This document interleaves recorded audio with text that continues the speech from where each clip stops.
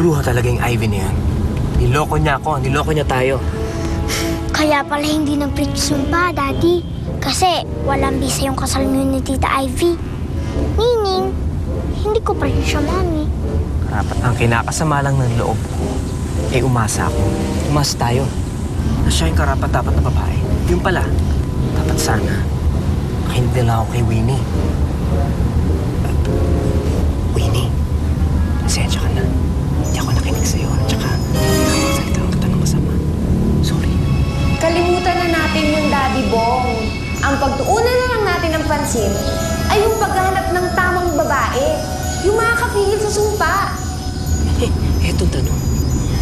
Saan natin hahanapin yung babae niyan? Palpa ka talaga, Ivy. Magiging Mrs. Adonis ka na nga sana, naging bato pa. Naku, nagoyo mo kaming lahat. Akala namin single ka. Yung pala may sabit ka. Pinakasalan ko lang naman si Philips para hot-hotan eh. Tsaka bala ko naman na siyang iwan kasi wala na siyang pera. Ay, naku. Kung hindi ka ba naman talaga tatanga-tanga, edi sana dinispatcha mo muna yung una mong asawa bago mo pakasalan si Bong. Hindi mo pala naisip na nakabingwit ka na sana ng malaking isda. Naku, Ma Mercedes, sorry po talaga. Sorry ka dyan. Alam mo, sa ginawa mong yan, masisira ang plano namin ni Mama.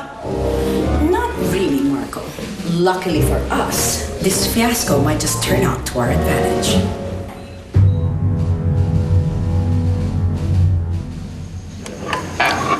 Daddy? Huwag ka nang masad. Makakahanap naman po tayo ng kapalit ni Mami sa ganda niyo pong lalaki, I'm sure maraming magkakagusto sa inyo. Halika nga dito, anak. Upo ka dito.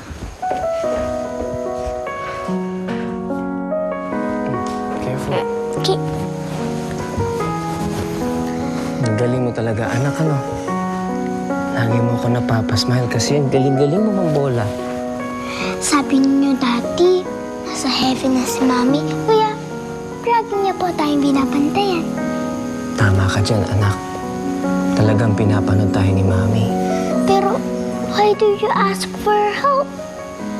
Baka, pwede niyo naman itanong sa kanya kung saan matatagpuan yung karapat-dapat yung kapalit niya.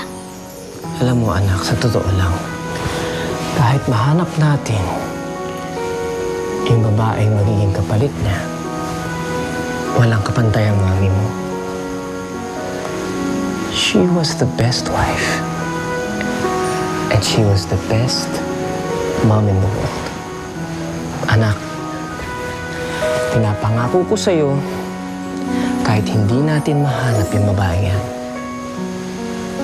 I will be the best dad and the best mom to you. Thank you, Daddy. You're really the best. I love you po. I love you, anak.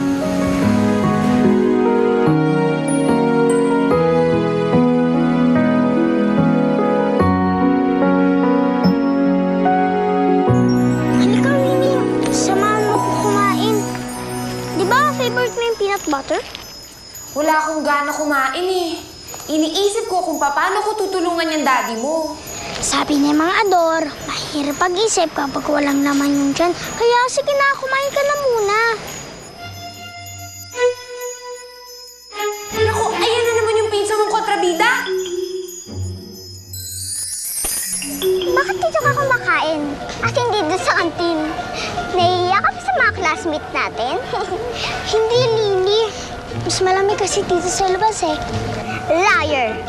At sabihin mo, nahihiya ka lang kasi alam ng lahat na nangyari sa wedding ng daddy mo. Hindi ka na talaga magkaka-daddy, Daisy. Wala na ulit magkakagusto sa daddy mo.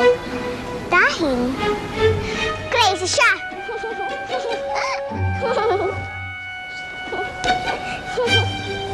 Tara na nga, hayaan na natin siya dyan. Hindi naman natin siya friend eh.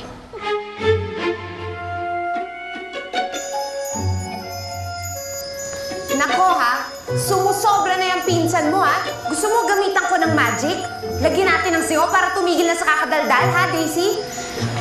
Huwag nga, Winnie. Pabayaan mo na lang sila. Wala na bang katapusan ang sakit ng ulo na dadalhin mo, Bong? Hindi pa nga tayo nakaka-recover doon sa issue mo ng mental state. Eto, isang iskandalo na naman ang pinasok mo. I'm really sorry, Ninong, pero hindi ko naman alam na may asawa na si Ivy. At saka hindi ko rin alam na may involved yung opisina sa personal problems ko. Bong, hindi mo maiiwasang masasangkot ang kumpanya dahil ikaw ang presidente ng Astig Energy Drink. You know, our competitors can easily manipulate the minds of our consumers. Iisipin nila na kung ano man ang nangyayari sa personal mong buhay, maaaring mangyari sa kanila kapag ininom nila ang produkto natin. Kaya ang impressions ng mga consumers natin sa produkto na ito ay energy drink ng mga nababaliw at nababading. Wait a minute. That's unfair! Bakit lahat sinisisi sa akin? Wala akong kasalanan! That's enough, Bong. Pero Ninong... Huwag ka nang mga tuwirang. As far as I'm concerned, you're the worst thing that's ever happened to this company. Tama na. Ayoko nang may marinig pa sa'yo. Ito lang ang tandaan mo, Bong.